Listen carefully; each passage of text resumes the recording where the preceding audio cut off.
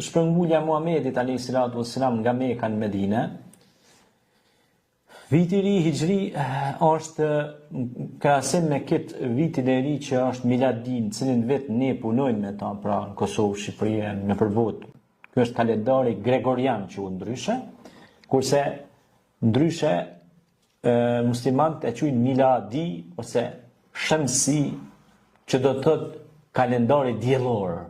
Pra na ky kalendar që punojmë në Kosovë me to festat që i kanë në fund ato shënime, datat kur janë, pra është sipas diellit. Quhet miladi, kurse kalendari hijri ose hënor është kalendari që ndryshe kamri. Kamr do thot hëna, në Kur'an përmendet. Kjo është kur është shpërngul Muhamedi alayhi salatu wassalam nga Mekka në Medinë, viti 622 nëse s'gabomi, po ashtu. Dhe kemi pra këtë datë e cila daton pra shpërngulja nga Mekka në Medinë. A kupton ajo? Po.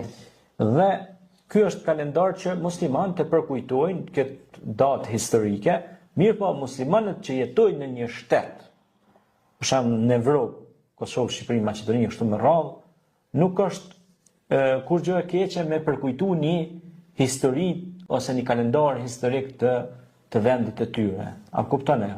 Normal, me festu, na festojmë, si muslimani festojmë festat për cilat janë të ndjeshme, kuptohet, Kurban Bajrami, Fitr Bajrami, a kupton e ja, pastaj Xhumoja, kurse këto festat kalendarike të kalendarit gregorian shamsi ose diellor janë përkujtime, thjesht e përkujton se ka ndruar një datë, se ti e të punu me qatë kalendar, e përkujton thjesht.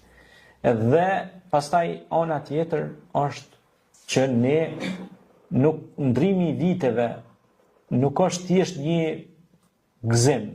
Pak njeriu e ldut mërzitet sepse kaloi një vit jetë. Ti pra duhet mërzitesh në qoftë se nuk ke bën diçka të mirë për kombin dhe vendin tënd çat vit. Pra e bën një lloj përmbledhje çatij vitit, a ke dhënë një kontribut për familjen, për shëndetin tënd, për atë dheun tënd, për tokën ku ke ecë.